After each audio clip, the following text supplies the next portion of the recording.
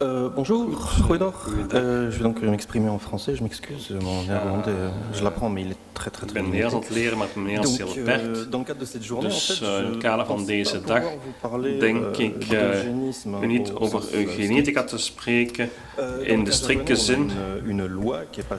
In Japan was er een wet die in 1945 in voege trad, die geïnspireerd was aan de Duitse wet van 1933, die de sterilisatie vraagt.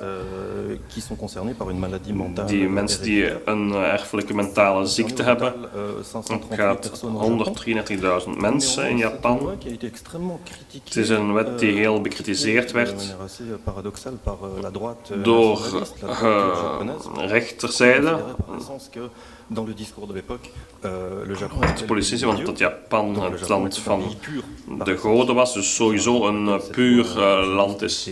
Daardoor werd deze wet zeer bekritiseerd. Er waren andere eugenetische stromingen in Japan, maar geen enkele is echt duidelijk geworden op lange termijn. Het is een onderwerp waar we meer in detail kunnen spreken, maar gezien dat het onderwerp meer specifiek is, eenheid 731 is. We kunnen niet over een duurzame invloed in Japan van methoden of praktijken die beogen het genetisch patrimonium te verbeteren. Als we nu de definitie uitbreiden naar de levensomstandigheden, kunnen we parallellen trekken. Meer bepaald in Japan tot 1945 was een kleine groep technocraten, dus dat betreft mensen die hun macht halen uit specifieke technische kennis. Die gaat een bacteriologische en chemische oorlogsvoering en medische experimenten op poten zetten die haar wortel vindt op het einde van de 19e eeuw. Om heel kort te zijn, in 1968 gaat Japan gemoderniseerd worden en wordt Japan een natiestaat. Dan gaat de wetenschap bijdragen voor een opricht van de natie. Zelfs voor de 19e eeuw was dat reeds, werd de wetenschap ten dienste van de staat gesteld. Hier is een manifest van de oprichting van de medische school van de gewapende strijdkrachten in verschillende modellen gebaseerd die men in Europa vindt of in de Verenigde Staten. In deze bijzondere context komt een personage dat fundamenteel is. Het gaat om Kozumi Kakko. Kozumi is een militaire geneesheer en gaat een chemisch wapen ontwikkelen. Dat is zijn absolute prioriteit. Dat is een beslissing die wordt beïnvloed door de Eerste Wereldoorlog. Ik ga jullie details sparen, maar dus Japan produceert mosterdgas en fosium ten gevolge van de invloed die Kozumi kan hebben op de regering om dus een chemische oorlogsvoering te ontwikkelen. De westerse mogendheden beschikken zulke wapens. Als Japan een rol wil spelen op wereldniveau, moet Japan ook over gelijkaardige wapens beschikken. De eugenisme in ruime zin, of de verbetering van het leven door wetenschappelijke middelen. Kozumi is een interessant personage, want hij interesseert zich niet enkel op massavernietigingswapens, maar ook een middel om deze natie die ontstaat te versterken via de versterking van het individu. En dat houdt met zich in de versterking van het leger. Buiten het gas is Koizumi echt geobsedeerd door het idee om de natie te versterken. Hij doet studies over ondervoeding in Japan, het aantal calorieën die moeten worden ingenomen door soldaten en gaat ook een pleidooi houden om een chemische industrie te ontwikkelen. En het discours van Koizumi, het chloor en fosium zijn nodig op ook om het water te decontamineren en om bronchitis te genezen. Dus het heeft een groot succes bij de Japanse elites.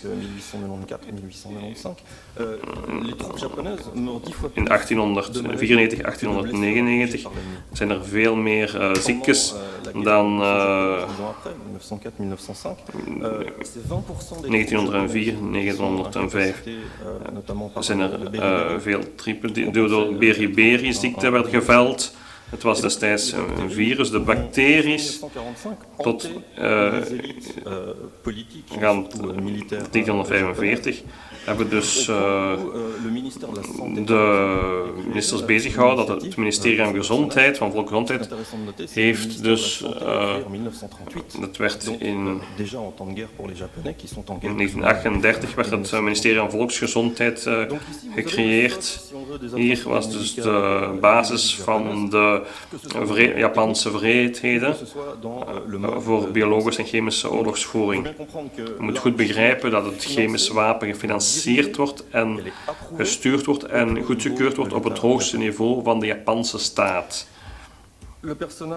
Het personage dat een bacteriologisch arsenaal gaat ontwikkelen, u heeft daar wel over spreken, hè? Het gaat over Ishishiro, dus hij wordt als een Japanse mengele beschouwd. En hier vooral hij is een leerling van Kozumi. Hij gaat Kozumi ervan overtuigen, hè, en de nationalistische generaals van de noodzakelijkheid om bacteriologische wapens te ontwikkelen. Dezelfde redenering als de chemische wapens. Moet men ook een bacteriologisch wapen. Om dan te pleiten dat het nu Kozumi is, of om de politici en de generalen van de Japanse leger. En in 1932 wordt hij benoemd aan het hoofd van zijn eigen onderzoekslaboratorium.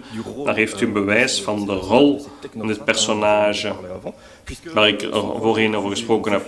Zijn project wordt als voldoende belangrijk ingeschat en Kozumi plaatst hem aan het hoofd van zijn instituut en hij laat hem volledig vrij in de ontwikkeling van de biologische wapens. Dat zal hem ertoe aanzetten om een eerste onderzoekscentrum, een eerste laboratorium in Manchurije in te stellen. En twee hoofdredenen die dat maakt dat hij zich in Manchurije, dus op het continent in China, daar gaan de experimenten Manchurije, Korea, dus kan hij daar proeven voeren en ook discretie, hè, zoals u weet. Het biologisch wapen is verboden door de conferentie van Genève van 1925. Er wordt in de Manchurije op het platteland een centrum gemaakt waar 600 Chinese en Sovjet gevangenen werden ondergebracht. Dus zijn personen die bij razzia's werden opgepakt. Hè. En deze Chinezen of Sovjets werden geïntegreerd in het programma van Ishi. Het biologisch programma is zeer geheim, is top secret. Maar nogmaals, het is zeer belangrijk. Het is een programma dat volledig geïntegreerd is in de staat. Dus we hebben een autonome structuur wat betreft de onderzoekinstanties, of het nu voor de financiering is, of voor het leveren van het materiaal of van mensen. Het is de Japanse staat die daar de goede werking van verzekert. Hè. We zijn ver van de stereotypes waar men ziet dat er ondergrondse laboratoria zijn in Manchurije. Ik ga u enkele cijfers geven die dat ondersteunen. Het jaarlijks budget dat een Ishi werd geleverd in de jaren 40 is 10 miljoen yen. Dat is het budget voor 1940 voor de Universiteit van Tokio. Dat is de Harvard, het Japanse Harvard. Ishi installeert zich dus in Manchurije en in 1938 gaat het leger het uitbouwen van een nieuw centrum in een dorpje dat zich heet Pingfan. Het is in het Frans, het is een meer preciezer plan dat men spreekt van een autartische structuur. Je hebt openbare baden, je hebt een refter, een bar, een sanctuarium, een school, een zwembad, een laboratorium en een vliegveld. Het is 6 vierkante meter, het is een autarkische structuur. En er werken ongeveer 3000 mensen. In 1938 zien we dan een ontwikkeling die zeer openbarend is voor de graad van institutionalisering, voor het biologisch Japans wapen. Ik heb over Manchurije gesproken, dat onder Japanse controle is. Japan vormt Manchurije om in een gecontroleerde staat, dat alles door militairen en ambtenaren wordt gecontroleerd. Vanaf 1938 zijn de Japanners dus in oorlog met China. En het is een te groot territorium om te controleren. En het is vanaf 1938 dat de biologische wapens wordt gezien als een potentieel middel om dan daaruit te geraken. Dat maakt het mogelijk om de guerrilla uit te roeien op een te groot territorium, grondgebied. Een nieuwe structuur.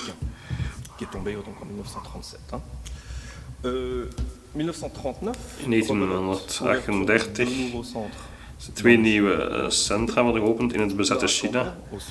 Een kanton in het zuiden en andere in de Europese hoofdstad, in de Chinese hoofdstad Nanking destijds.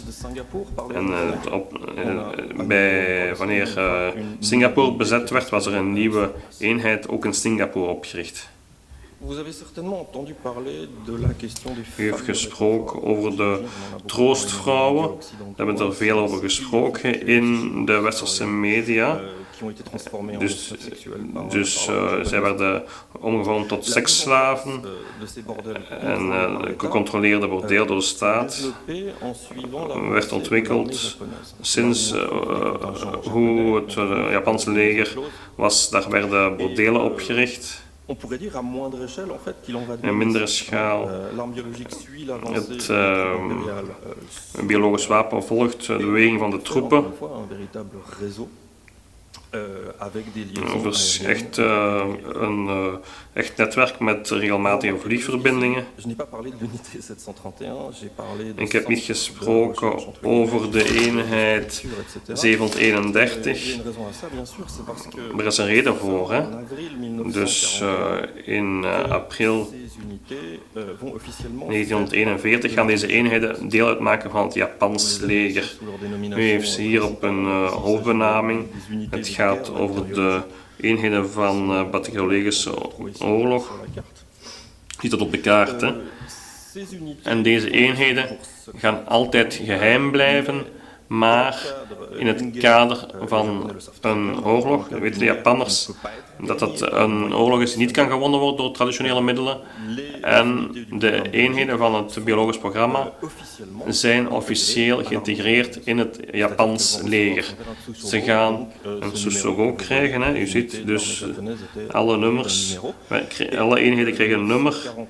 En in 1941 worden de biologische programma's geïntegreerd en genormaliseerd tussen haakjes. Hè. Daar heb ik u totaal uit alle plaatsen in Azië waar u een structuur vindt Dat bevat ook regionale antennes voor vaccins, onderzoekscentra. Maar werd dus een structuur die veel groter is dan de eenheid 731 die in Mandjoerije is, maar een echt georganiseerd netwerk dat vanuit Tokio wordt aangestuurd met regelmatige luchtverbindingen, vooral in Mandjoerije, China, maar ook op Japanse bodem en tot aan Singapore loopt dat. Hier is het ook de hoofddirecteur van dit programma, maar het is vooral representatief wat betreft de filosofie die destijds heerste. Iets waar men nog vandaag hoort over spreken. Bij de voorbereiding van deze studiedag, er is inderdaad wat betreft de geneeskunde en de wetenschap in de jaren 30, 40, inderdaad het fysiek niet al deze centra kan beheren of al deze eenheden. De militairen werken samen via deze structuur. Ze werken ook met de burgerlijke wetenschappelijke gemeenschap. Er wordt onderzoek gevoerd in de Japanse universiteit. Ik geef u een voorbeeld. Dat is flagrant in de Universiteit van Tokio, nog altijd dezelfde. Hè. Daar is een doctoraatthesis, die werd ingediend in 1940 en die titel draagt productie van containers voor als biologisch wapen dat de pest kan veroorzaken. Dus in 1940 in samenwerking met de structuren van de eenheid 731. Daar is er een vergadering die dit engagement van de universitaire wereld bevestigt. Er was in 1942 een universiteit, een conferentie. U ziet dat, u heeft hier zijn rivaal Kitano. En u heeft de directeur Masuda, die de directeur is van de eenheid van Nankin. Hier ziet u dus ze recruteren in de beste universiteiten in Japan, die vooral de Universiteit van Tokio zijn, die van Kyoto, waar hij zijn studie gedaan heeft. En elke jaar worden er lijsten met namen gegeven aan zijn collega's die in de burgerlijke wereld blijven.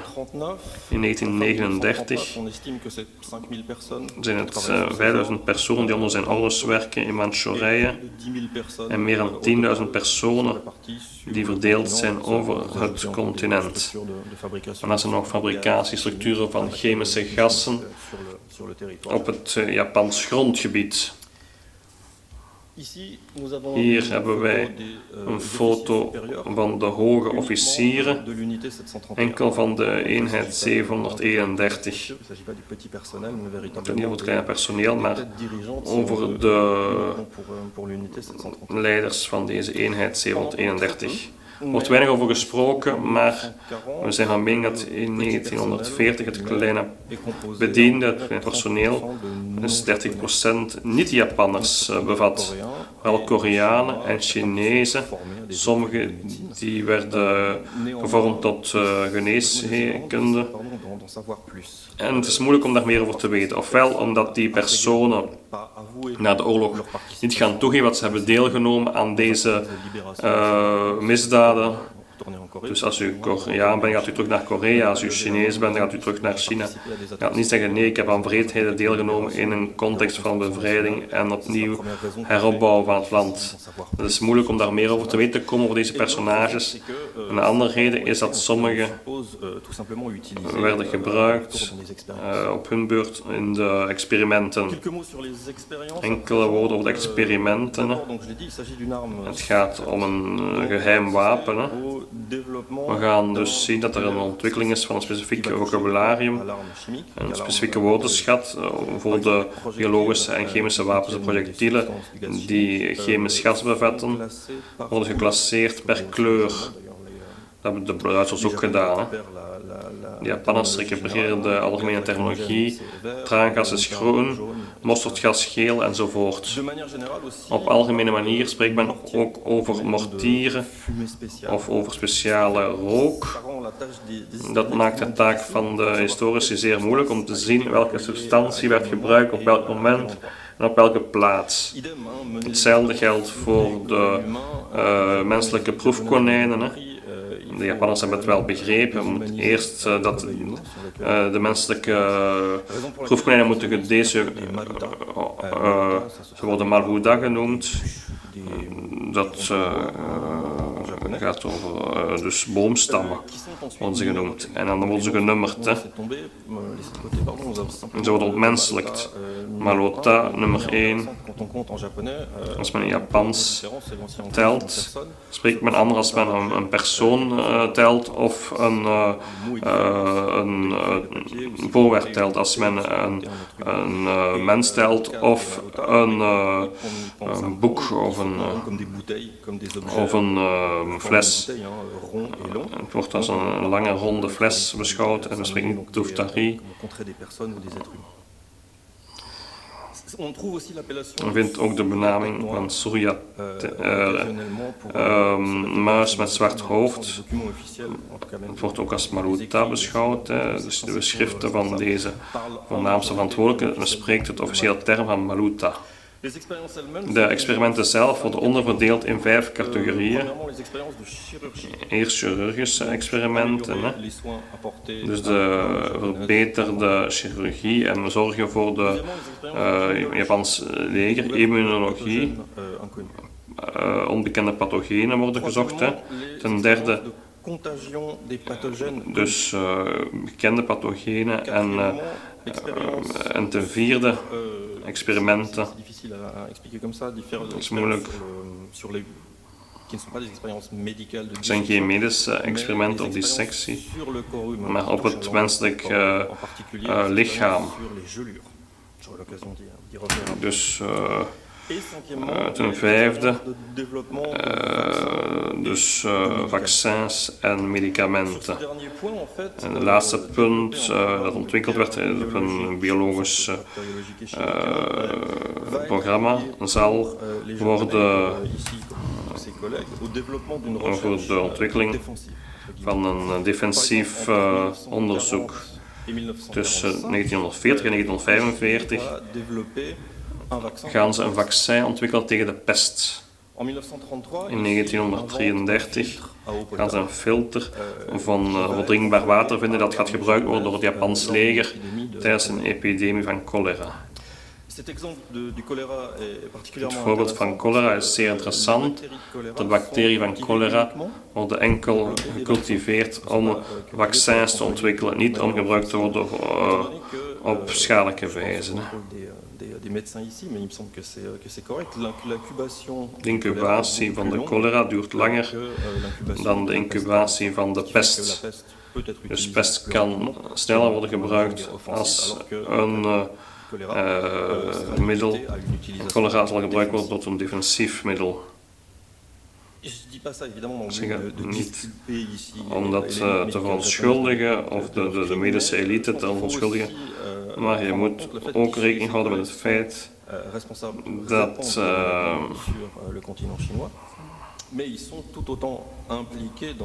ze dus met het uitroeien van de epidemie dat ook mee bezighouden, want de experimenten die worden gevoerd om het uitroeien van deze epidemies ook tientallen menselijke levens op hun geweten hebben.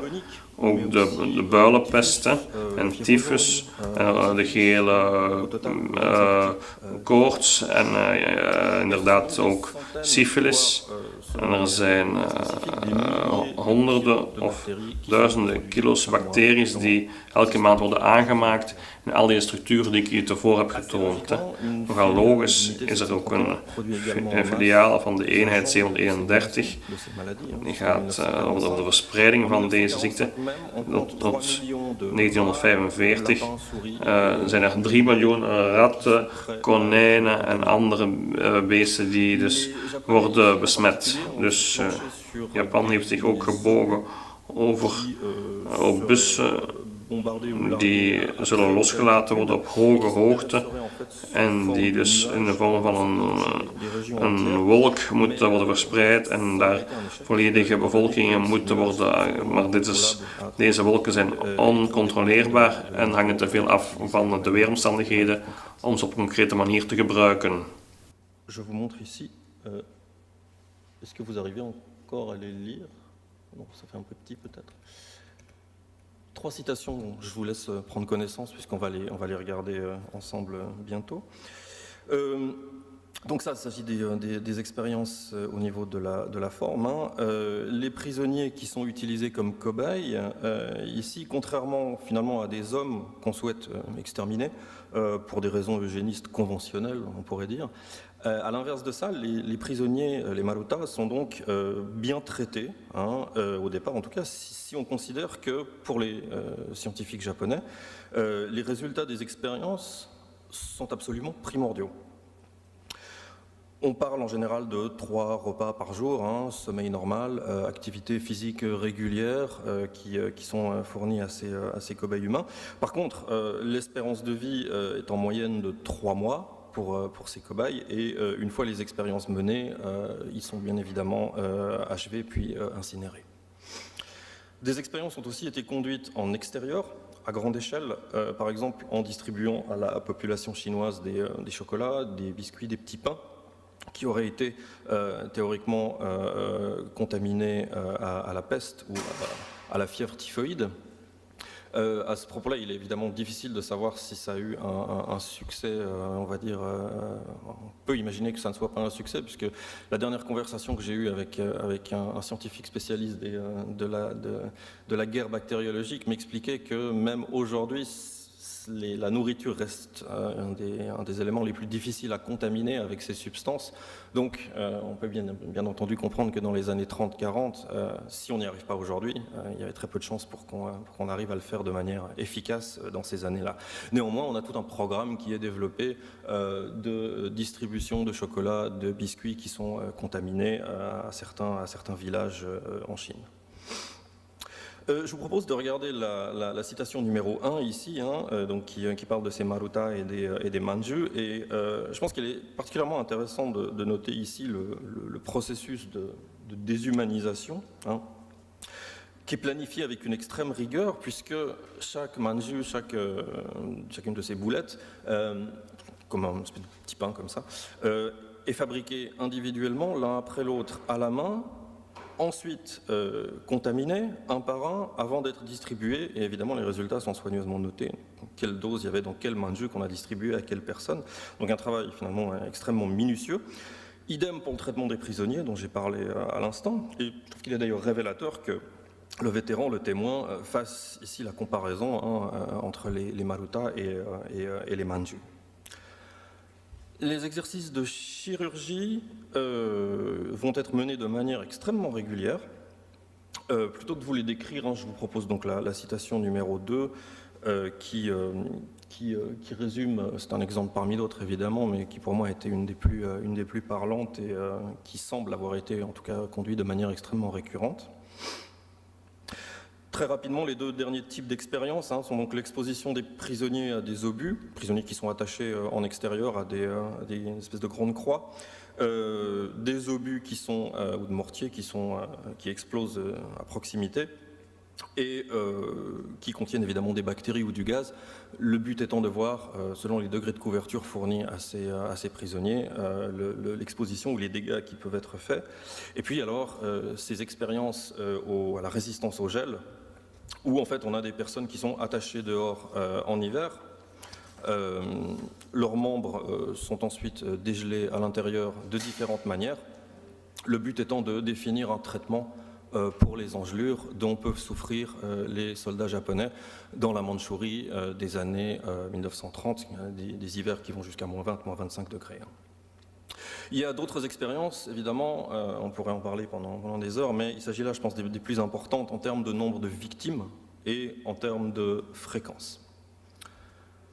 La majorité de ces expériences est aujourd'hui clairement identifiable parce que les scientifiques japonais, vous le savez sûrement, vont réutiliser, après 1945, les résultats de ces travaux, de ces expériences, et quelquefois en citant même à l'intérieur de la communauté scientifique leur nom, l'unité 731, le jour ou le mois à laquelle ils ont fait ces expériences.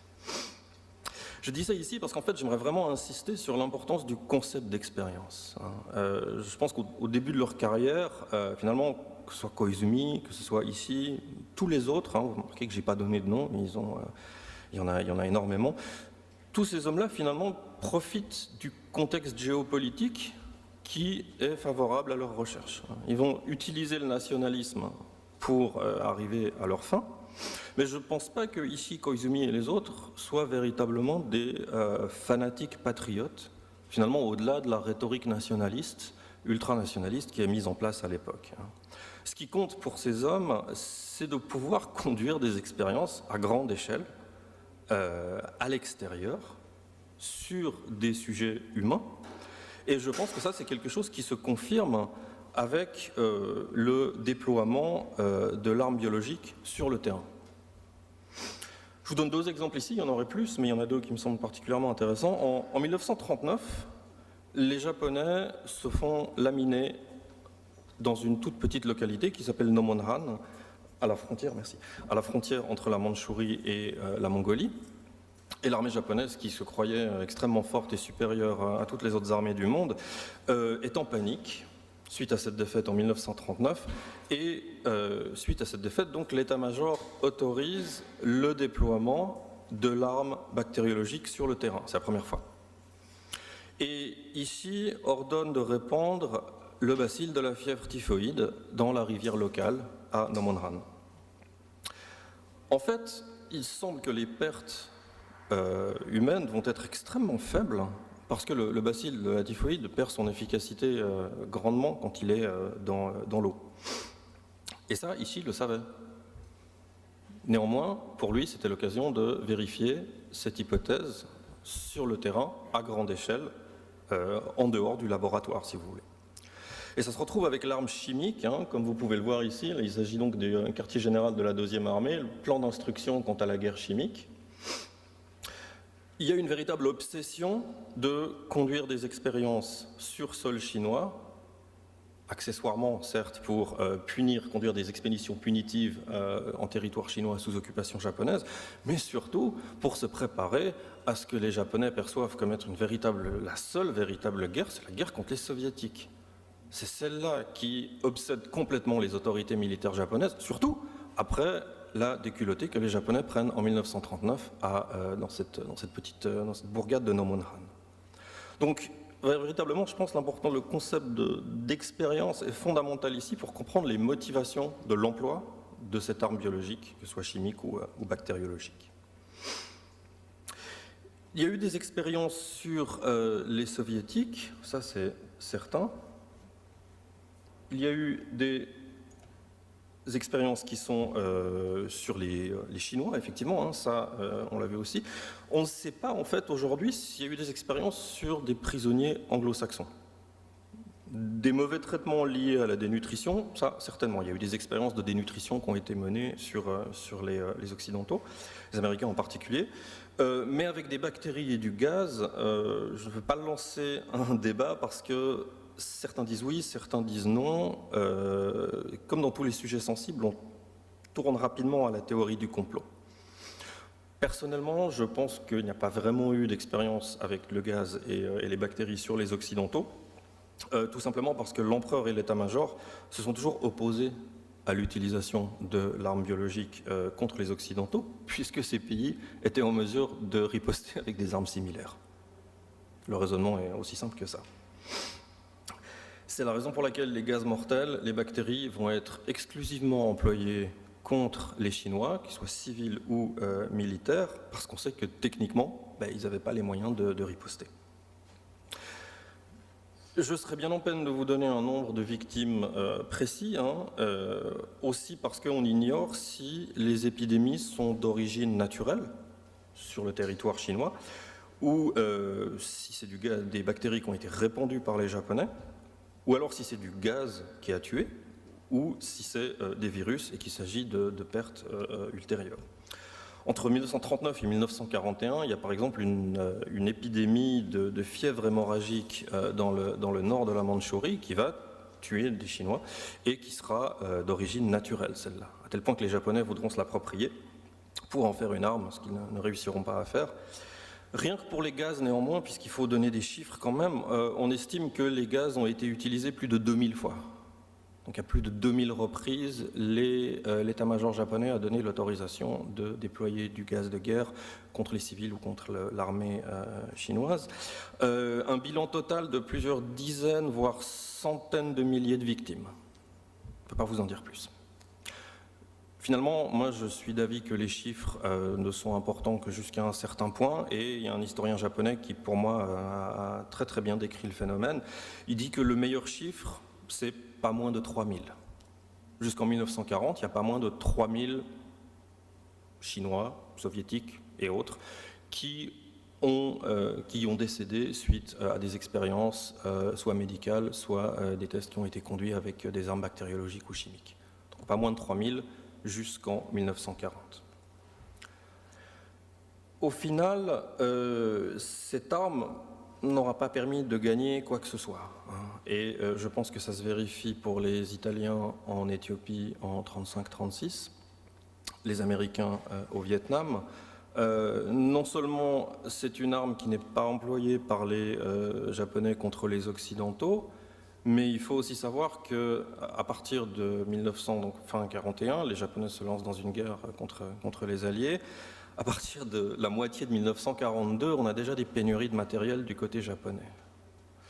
Les masques à gaz, par exemple, qui sont théoriquement nécessaires quand vous employez des gaz contre l'ennemi, soit ils ne marchent pas, soit les troupes n'en ont pas, soit ils ne savent pas s'en servir.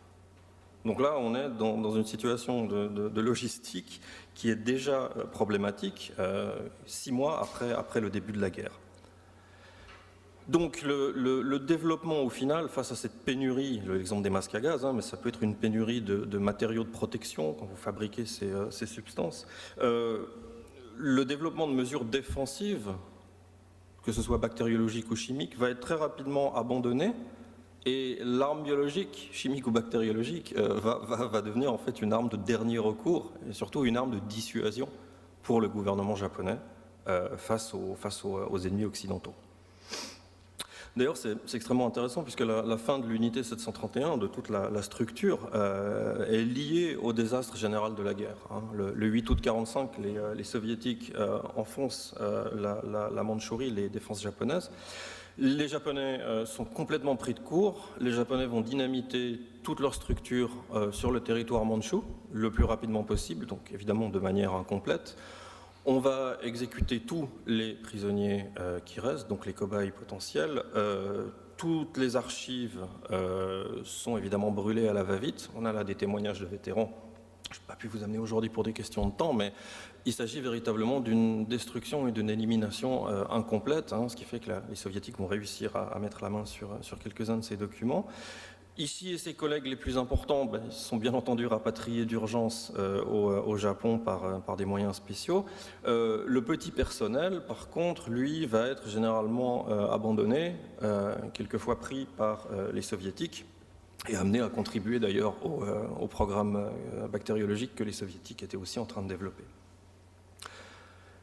Ishii et la plupart de ses collègues qui sont rentrés au Japon, après 1945, vous savez sûrement, mais ils sont amnistiés par les Américains, ils sont surtout dédommagés par les Américains en échange de leurs données de recherche que les Américains considéraient comme, à l'époque en tout cas, comme absolument fondamentales. Il ne sera donc jamais question de guerre bactériologique au procès de Tokyo, l'équivalent donc du procès de Nuremberg. Guerre chimique, il en sera question. La guerre bactériologique, il y aura une seule mention du procureur qui fait une bourde en quelque sorte et il va rétracter son commentaire ultérieurement en disant que ce n'est pas ce qu'il a voulu dire. Donc le sujet, de manière générale, sera vraiment passé sous silence, le sujet de la guerre bactériologique. Et tous les scientifiques concernés vont en fait reprendre leur poste dans le réseau de santé, dans des universités japonaises, dans des structures ministérielles et gouvernementales. Le réseau qui est donc développé jusqu'en 1945 va vraiment continuer à exister, hein, et le rôle de ces hommes, en fait, ne sera jamais remis en cause. Sauf pour certains vers la toute fin de leur vie, dans les années 1980, quand certains historiens des sciences japonais commencent à travailler sur l'unité 731 et découvrent le poteau rose en quelque sorte, hein, que tous ces noms qu'on a dans des rapports d'avant 45, c'est les mêmes noms de tous les principaux directeurs des départements de médecine ou des différentes antennes ministérielles au Japon. Je vous en donne ici 2 exemples. Je peux en parler pendant des heures, c'est le sujet sur lequel je suis en train de travailler, mais je resterai bref. Je vous donne ici le nom de Naito Ryoichi et donc de Yoshimura Hisato, hein, donc comme en japonais on met le nom de famille devant le prénom. Naito, le premier à gauche, en fait c'est lui qui dirigeait l'unité qui se trouvait à Singapour. Entre autres, hein, il y a eu d'autres fonctions, mais c'est lui qui était à la tête de l'unité de Singapour.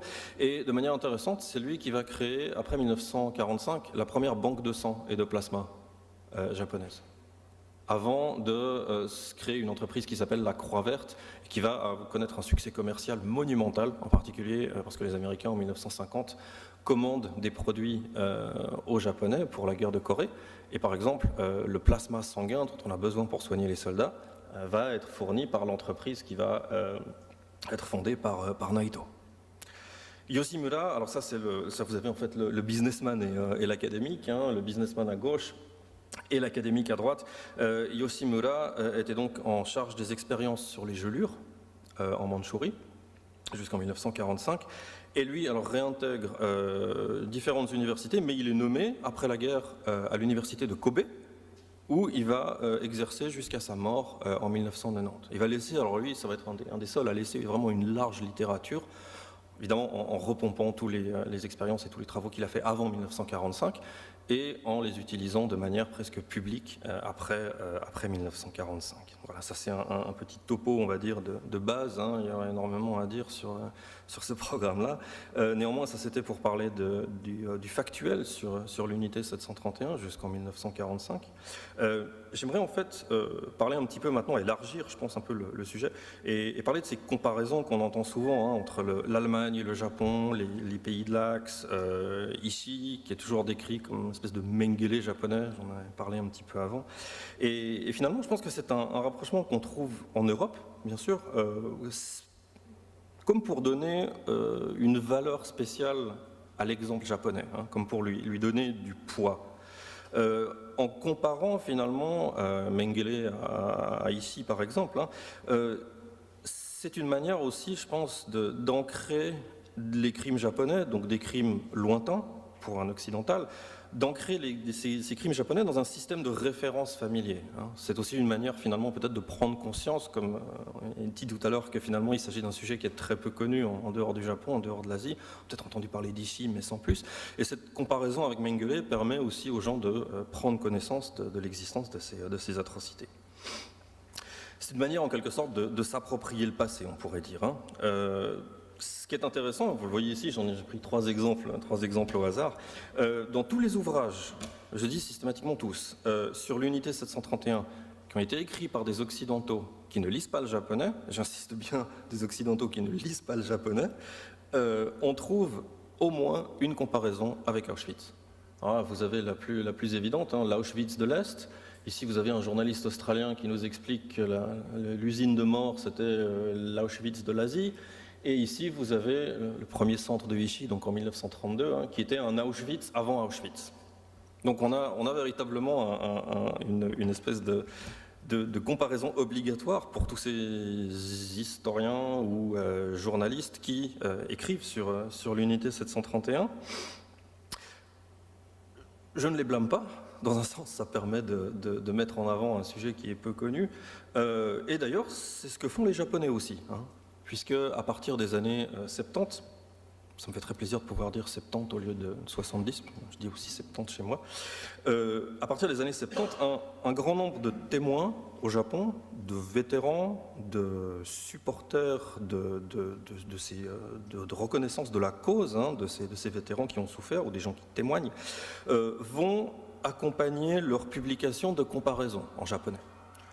Il y a une utilisation extrêmement récurrente de ces mots-clés. Hein. Par mots-clés, j'entends Auschwitz, nazisme, Hitler, des photos d'Anne Frank, par exemple. Hein. J'étais surpris la première fois, mais c'est quelque chose qu'on retrouve assez régulièrement. Il s'agit évidemment de mettre en avant, pour les Japonais, de mettre en avant leur souffrance en faisant cause commune, hein, en insistant que les deux régimes de l'Axe ont fabriqué et employé des gaz de guerre. Je vous donne un exemple extrêmement récent, un ouvrage qui est sorti en 2017. Vous avez ici la troisième page. Il s'agit en fait du fils d'un vétéran de l'unité 731 qui, en 2017, publie de manière posthume le témoignage de son père avec cette image comme pour renforcer un lien supposé entre les deux. Hein. Donc là, vous avez écrit en japonais donc les enfants du camp de concentration d'Auschwitz dans la ville de Auschwitzim en Pologne sous occupation de l'Allemagne nazie durant la Seconde Guerre mondiale, hein, avec la mention de l'Holocauste. Donc que ce soit d'un côté ou de l'autre, finalement, il y a comme un besoin de se raccrocher à ces symboles que représente Auschwitz pour les Japonais, et puis évidemment du côté occidental de rapprocher le plus possible le sujet des expériences biologiques à la figure d'Ishi uniquement. Alors, certes, il y a des points communs entre l'Allemagne et le Japon de ce point de vue-là. Hein, des êtres humains ont effectivement été utilisés comme cobayes. Si on regarde le réquisitoire du procès Karl Brandt, hein, à Nuremberg, certains chefs d'accusation sont effectivement applicables au cas japonais. Crimes de guerre, expérience médicale sur civils et sur prisonniers de guerre. Un autre point commun que j'ai découvert, on parlait tout à l'heure à la lecture du livre d'Olivier Gay hein, sur le personnage de Mengele, un autre point commun, c'est qu'il y a véritablement une espèce de fascination pour Mengele après 1945. Donc la vie est présentée de manière presque rocambolesque. Hein. Mengele aurait une vie de playboy quelque part entre le Paraguay, l'Uruguay, l'Argentine, le Brésil, etc. Il en va un petit peu de même pour Ishi au Japon.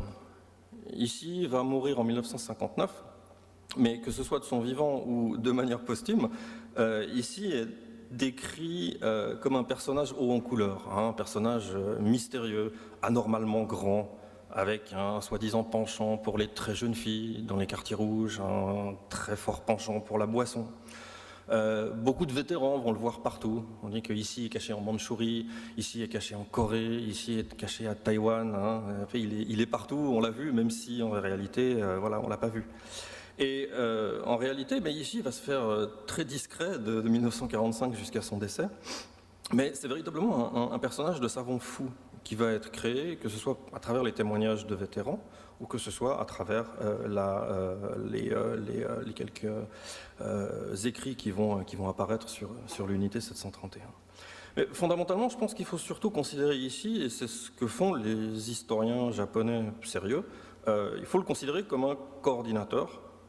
Je reviens à ce concept de technocrate, hein, qui est pas le concept, c'est pas un concept qui m'est propre, mais l'historien japonais emploie ce concept en particulier, un technocrate qui dirige un réseau dont finalement la responsabilité finale appartient à l'État, hein, puisque certains collègues de ici ont été forcés à collaborer, mais finalement la grande majorité de ces collègues à l'époque, qui sont restés sans nom, hein, j'ai parlé de Koizumi et de ici, la grande majorité de ces personnes vont postuler en fait pour avoir l'opportunité de faire ces expériences grandeur nature. Dans les universités japonaises à l'époque, les départements de médecine, ce sont des départements de médecine patriotique. C'est l'appellation officielle. Hein. On parle de médecine patriotique, pas de la médecine pour la patrie, pour le Japon. Et ça, évidemment, cet intérêt de faire des expériences soi-même, le fait que ces hommes ont postulé, c'est corroboré par le fait que ces hommes, après 1945, vont se citer mutuellement, puisqu'ils ont évidemment créé un réseau qui vont continuer à entretenir. Et il me semble que d'ailleurs les expériences sur les engelures qui ont été faites à Dachau vont également être récupérées par la communauté scientifique, y compris américaine, il me semble. Donc ça, c'est des points communs qu'on pourrait mettre en avant, des parallèles. Hein. Et puis, il y a, je pense aussi, des différences entre le cas japonais et le cas occidental, le cas allemand. En comparaison du réquisitoire Karl Brandt, toujours, puisque j'en parlais, au Japon, on ne trouve pas de planification et de meurtre de masse de personnes stigmatisées, malades, handicapées, etc. De la même manière, le programme chimique japonais s'est limité en fait à posséder les mêmes gaz que les grandes puissances. Toujours selon la logique du 19e siècle, ce qu'ils ont, il faut que nous l'ayons également. Le sarin, le tabun, qui sont des gaz qui sont autrement plus dangereux, ont été développés en Allemagne et absolument pas été développés par les Japonais. De la même manière, quand les Américains s'intéressent à récupérer les données scientifiques des Japonais, sont avides de connaissances du programme bactériologique japonais, mais ils n'ont absolument rien à récupérer, parce qu'il n'y a rien de nouveau qui a été fait avec les gaz par les Japonais. Toujours sur la guerre chimique, à ma connaissance, en Allemagne, on s'intéresse au traitement des blessures, phosgène, gaz moutarde, en effectuant des expériences sur les animaux. Donc il y a évidemment les expériences de Natzweiler et Ravensbrück, je pense qu'on va peut-être en parler un peu après, mais on parle 150 prisonniers, je crois, de manière ponctuelle. Il ne s'agit pas d'une politique systématique. Il y a aussi la question du degré d'institutionnalisation. Si on considère que le programme japonais non seulement est développé extrêmement rapidement, beaucoup plus vite que tous les autres, presque de zéro, et on parle d'un organisme vraiment qui occupe plus de 10 000 personnes. Et c'est totalement intégré à l'agenda de défense nationale. 10 000 personnes, c'est 10 fois plus que le deuxième plus grand programme de guerre bactériologique dans le reste du monde, qui était le programme soviétique, qui n'employait que 1000 chercheurs. Et quelques centaines, que ce soit chez les Américains, chez les Canadiens ou chez les Britanniques, par exemple. Autre différence fondamentale, sur le terrain, la guerre biologique, à ma connaissance, n'a jamais été déployée par Berlin à grande échelle, étant donné que Hitler s'y était opposé. À l'inverse, l'empereur japonais Hirohito donne son feu vert au déploiement de l'arme chimique et bactériologique contre les Chinois, moins parce qu'on les considère comme inférieurs que parce qu'on sait qu'ils vont de toute façon pas pouvoir riposter. Il faut aussi rappeler, je pense quand même, que les élites japonaises n'ont jamais eu de plan tout court quand on considère qu'ils se sont lancés en guerre contre les Américains en 1941. Ça, c'est déjà un manque de plan assez exceptionnel. Mais surtout, il n'y a jamais eu de plan de destruction d'un groupe social, d'un groupe ethnique quelconque, en fait. Alors certes, on utilise des Chinois, des Russes comme cobayes humains, ça c'est sûr, parce qu'on considère que la vie des soldats japonais est plus importante dans la logique de l'époque. Mais il n'y a pas de volonté génocidaire de détruire les Chinois, il n'y a pas de volonté génocidaire de détruire les Coréens, c'est incomparable. On pourrait même aller plus loin en disant qu'à plus large échelle, finalement, c'est l'assimilation dans l'empire des Coréens et des Taïwanais qui va être un débat récurrent sur toute la première moitié du XXe siècle. Est-ce qu'ils sont un jour aptes à devenir aussi civilisés que les Japonais? Est-ce qu'ils ne seront jamais Japonais? Les intellectuels et l'administration vont sans arrêt osciller entre le rôle qu'on va faire, mais c'est sur l'assimilation, c'est pas sur la destruction des autres populations asiatiques. Idem aussi, les structures de l'unité 731, c'était un secret d'État, vous le savez maintenant, et si je ne me trompe pas, la solution finale était aussi un secret, si je ne m'abuse. Mais l'existence d'Auschwitz était connue en Pologne, de la même manière que Dachau était connu en Allemagne, puisque la fonction d'un camp de concentration, c'est de terroriser. Donc il faut bien que la population soit en tout cas au départ au courant. Donc je pense que les comparaisons entre ces deux pays de l'Axe sont fréquentes, certes, mais je pense qu'il faut chercher ailleurs pour des parallèles qui sont en fait plus solides. Et évidemment, en particulier, je pense à ce qu'on a regardé comme dernière slide ici, se tourner vers les États-Unis, puisque c'est là que les parallèles, à mon avis, sont beaucoup plus fréquents. Premièrement, quand les scientifiques japonais sont amnistiés par Washington, contrairement au projet Paperclip, les Américains vont identifier Ishii comme leur seul et unique contact, rapidement se désintéresser d'absolument tous les autres. Ishii devient le point focal, ses écrits en particulier. Pour le gouvernement japonais aussi, c'est un secret d'État donc, qui va durer jusque dans les années 80, jusque dans les années 90. À l'inverse, la médecine de guerre, elle est jugée en Occident à Nuremberg, en particulier dans le cas du procès Karl Brandt. Il y a aussi les expériences elles-mêmes. Tuskegee en Alabama, je pense que tout le monde connaît, mais pendant la guerre, ce qu'on sait un petit peu moins, c'est que Washington va en fait financer un programme d'expérience durant la Seconde Guerre mondiale, d'expérience avec du gaz moutarde sur 60 000 de ses soldats, selon des critères raciaux. C'est-à-dire que des tests comparatifs vont être menés par les troupes, les scientifiques américains, dans le but de remplacer les troupes blanches, entre guillemets, sur le front en première ligne, et les remplacer par des Afro-Américains, parce qu'on suppose que leur peau noire est plus résistante au gaz que celle des Occidentaux. Il y a aussi des expériences qui vont être conduites sur des Japonais américains, dans le but d'évaluer l'impact des gaz sur des populations asiatiques, donc potentiellement sur des Japonais. On a donc affaire, je pense ici, vraiment au même raisonnement dans ce programme d'expérience lancé par les Américains, au même raisonnement que lors des expériences japonaises. Il ne s'agit pas de créer une nouvelle arme, mais d'utiliser des cobayes humains dans le but de soigner ses propres troupes. On est confronté à une forme de racisme, c'est certain, de mépris basé sur la culture ou la couleur de peau, mais encore une fois, il n'y a pas d'idéologie sous-jacente claire. Pour le dire autrement, il n'y a pas de Mein Kampf japonais, si vous voulez, à plus grande échelle. Il n'y a pas de politique de destruction. Les expériences ne sont pas menées ne sont pas motivées par l'eugénisme au sens strict, mais vraiment plutôt par la raison d'État, qui prime sur les considérations éthiques, considérations éthiques qui d'ailleurs n'existent pas à l'époque.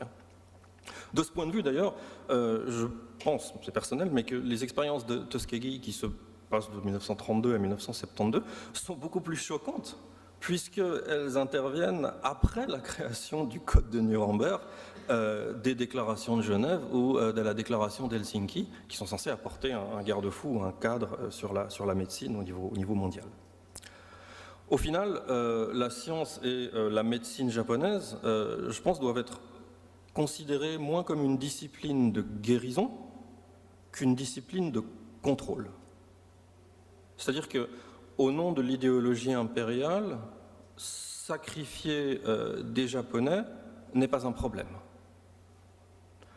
Et pour protéger coûte que coûte cette idéologie, dans une guerre qui est déjà perdue à partir de 1942, beaucoup de Japonais seront aussi sacrifiés.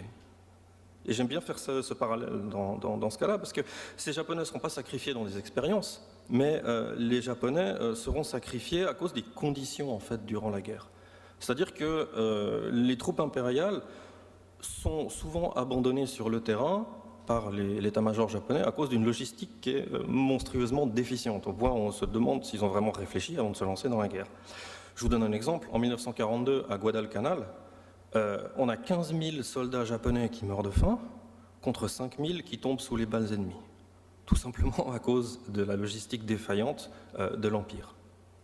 Donc on peut aussi considérer ces gens-là, ces sujets impériaux, comme des sortes de victimes. Donc au sens large aussi, finalement, je pense qu'on retrouve ici ce mépris général pour la vie humaine. Et les individus sont aussi responsables que le système, finalement, puisqu'on a ce système dont j'ai parlé, l'État, on a les exemples ici Koizumi, et de manière intéressante, il en va de même après 1945, dans l'après-guerre. Vous vous souvenez très certainement, je crois que tout le monde était né ici, les attentats au sarin du métro de Tokyo en 1995 par la secte Aum, ce sont des scientifiques qui ont participé, qui ont élaboré et qui ont fabriqué les récipients et conditionné aussi le sarin qui a été employé. Au nom, encore une fois, d'une idéologie. Donc là, on a de toute façon affaire, je pense, aux mêmes structures, à la même idée. Au nom d'une idéologie, ces scientifiques ont participé à une opération de meurtre, d'attentat à large échelle.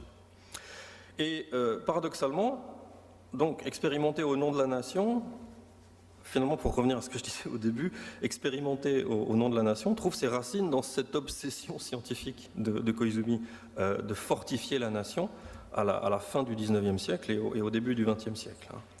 Si vous regardez aujourd'hui, à part chez les historiens spécialisés, Koizumi est rarement mentionné comme le père de l'arme chimique. Koizumi est surtout mentionné comme un pionnier, lutteur infatigable contre la tuberculose, et surtout comme le fondateur, évidemment, le père du ministère de la Santé. Ici, vous avez une plaque en fait, qui se trouve à l'entrée des archives médicales de l'armée de terre à Tokyo. Alors effectivement, on se souvient de Koizumi d'une certaine manière, pas comme lui en tant que père de l'arme chimique.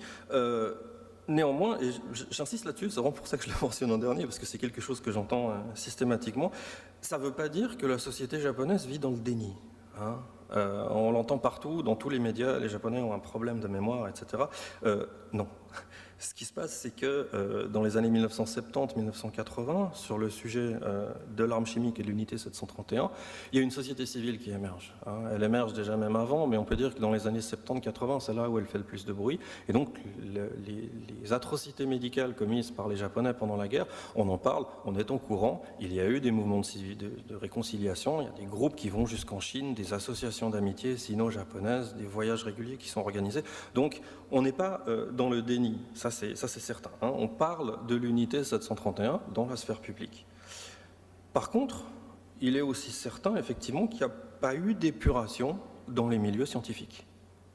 Il n'y a pas eu d'épuration parce que, de ce point de vue-là, il n'y a pas de rupture entre l'avant-guerre, le temps de la guerre, et puis l'après-guerre, hein, puisque l'élite médicale et scientifique japonaise va être évidemment réintégrée aux institutions, et ça va amener tous les problèmes éthiques dont la communauté médicale japonaise doit s'occuper aujourd'hui. Elle s'en occupe très bien.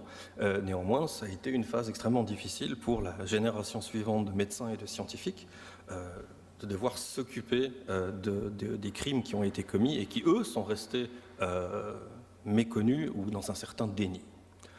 Voilà. Je vous remercie de votre attention.